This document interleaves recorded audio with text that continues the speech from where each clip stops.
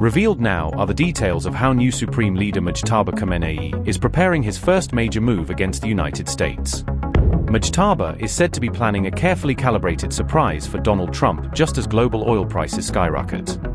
U.S. warships now look set to bear heavy financial and operational costs, even as Trump loudly promises safety to commercial tankers. We could hit the military itself very hard, but maybe we will. In chilling language, Iran has responded to Trump's threat by warning that harder days ahead now await the United States. Tehran is quietly crafting a surprise plan for Donald Trump, just as he pushes to forcibly reopen the Strait of Hormuz and restore full traffic through the critical choke point. According to a military source quoted by Press TV, Tehran has lined up several surprises to be rolled out after the March 7th to 8th weekend, keeping Washington guessing about what comes next. These surprises reportedly include Iran sharply stepping up its defensive measures, including with attacks on its early warning radars situated in the Middle East. At the same time, Iranian offensive operations have expanded, with military sources claiming the destruction of enemy radar sites used to monitor its movements. The same source bluntly warned that harder days await the United States, framing the current crisis as only the opening phase of a longer confrontation. Iran's talk of a planned surprise landed just as Donald Trump was publicly laying out the U.S. Navy's new plans for the Gulf, turning the standoff into a high-stakes game of nerves. Trump declared that the U.S. Navy would now escort vital oil and gas tankers through the Strait of Hormuz, even offering political risk assurances to nervous shipping companies.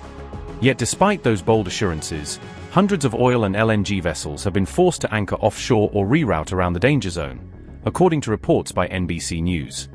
In response, the U.S. Energy Secretary insisted that oil and gas prices would fall once America takes decisive action against Iran's threat in the Strait of Hormuz and restores stability. Chris Wright's comments came as benchmark oil prices had already surged past $100 per barrel on March 9th, fueling fears of a prolonged energy shock.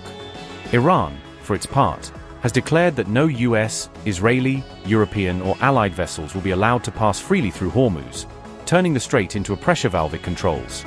So far, at least 10 vessels have been attacked in the wider conflict zone, most of them reportedly affiliated with Israeli or American interests.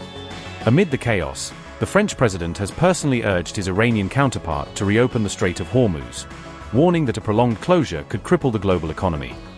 Do you know if any shipping companies have taken the U.S. up on its offer of insurance to go through the Strait of Hormuz? We have it set up. We have a great insurance and reinsurance system, but I don't. Sir, when you talk about when this ends, we're going to have a much safer world, you know that. So, this is a minor excursion, but when this ends, we're going to have a much safer world, and we will have gotten rid of a lot of sick and demented people for leadership. So we got rid of the one leadership, then we got rid of the second level of leadership. Now they're on their third or fourth level of leadership. And they have leaders right now that nobody even knows who they are. Well, the Strait of Hormuz, there's no traffic really going through. Well, that's, the ship's choices, but we have it cleaned out. We wiped out their Navy. The Navy is now at the bottom of the sea. So that's the choice. This is an excursion. We figured oil prices would go up, which they will. They'll also come down. They'll come down very fast, and we will have gotten rid of a major cancer on the face of the earth. We will have taken out a cancer.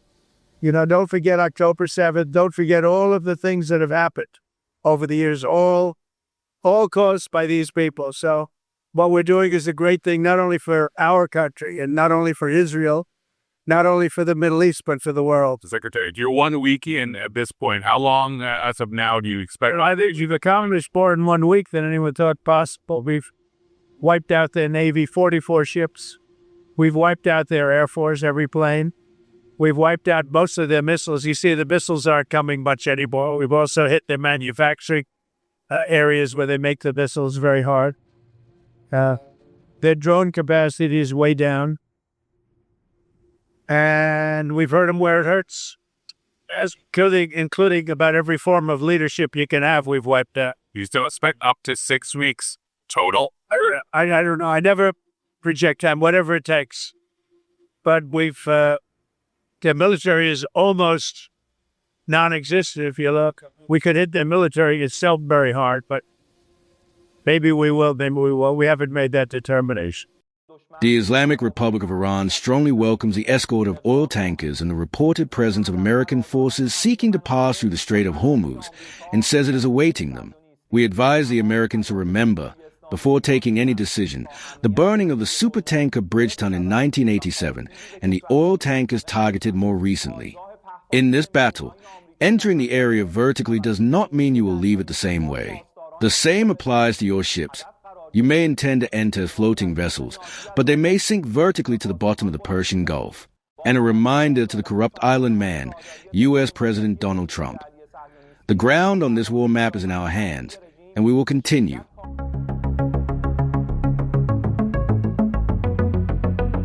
Iran's Assembly of Experts convened through the night of March 8th to 9th to officially name the new supreme leader, moving quickly in the midst of war.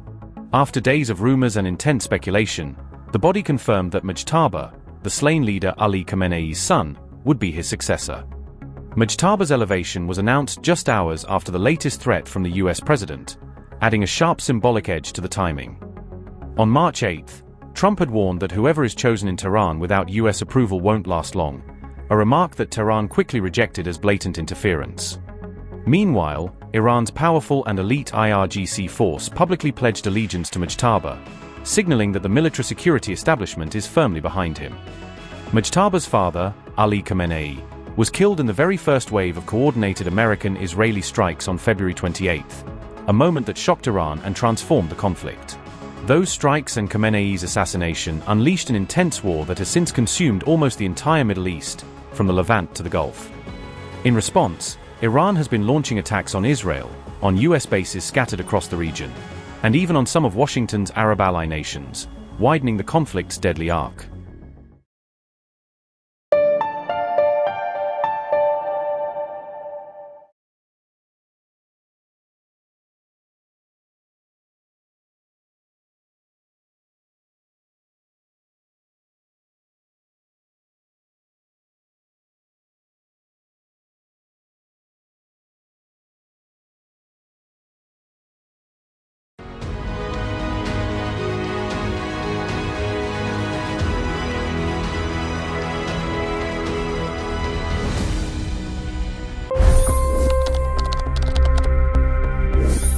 $25 crore गरीब गरीबी को परास्त करके बाहर निकले। For the good of our nation, let's work together and let's truly make America great again. The fastest news breaks. Requested PM saying that we will have to speak to Putin and to Zelensky. The biggest news makers. The relationship with India is probably the most important bilateral relationship the U.S. will have for the rest of this century. The capital delivered quite an election result today. Expert analysis. The million-dollar question today is how to stop this dance of death.